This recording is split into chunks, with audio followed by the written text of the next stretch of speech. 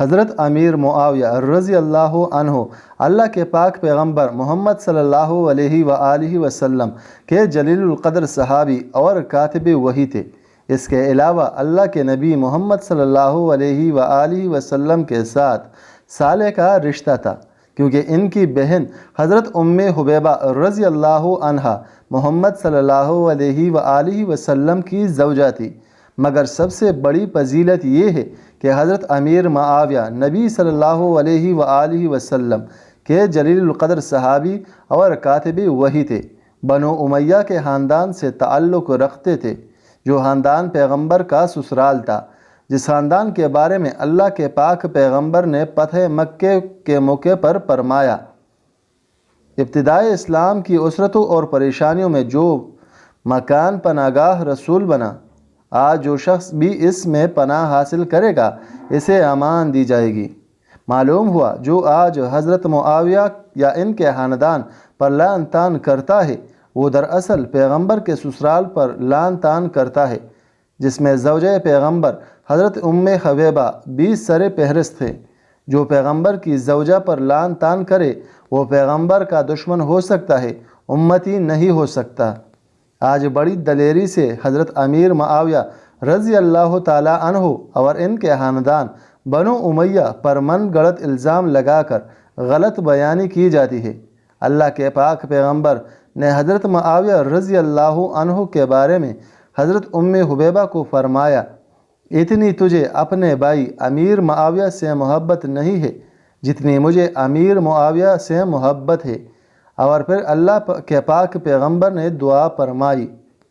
نبی کریم صلی اللہ علیہ وآلہ وسلم نے سیدنا معاویہ رضی اللہ عنہ کا ذکر کرتے ہوئے فرمایا، یا اللہ اسے راہ دکھانے والا، ہدایت یافتہ بنا اور اس کے ذریعے لوگوں کو بھی ہدایت نصیب فرما۔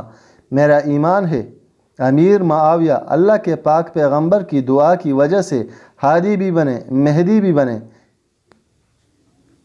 جس امیر معاویہ رضی اللہ عنہ کو محمد صلی اللہ علیہ وآلہ وسلم نے اپنی طیب زبان سے دعا دے، اور پھر جو بندہ اپنی غلاظت بری زبان سے امیر معاویہ پر لعن طعن کرے، وہ زبان کیڑے پڑنے کے لائق ہو سکتی ہے۔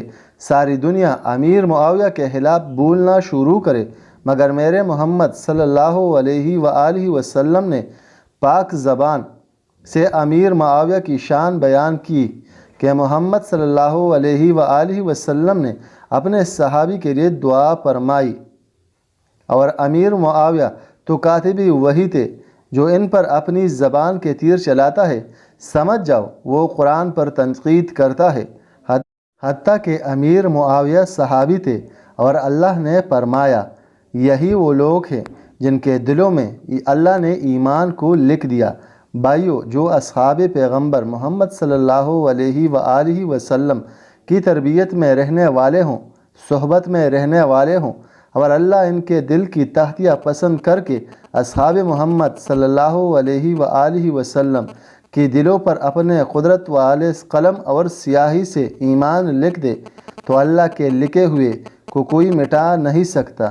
جس معاویہ کے دل میں ایمان اللہ نے ایمان اپنے قدرت والے قلم سے لکھا، وہاں اللہ کے علاوہ مٹانے والا کوئی نہیں۔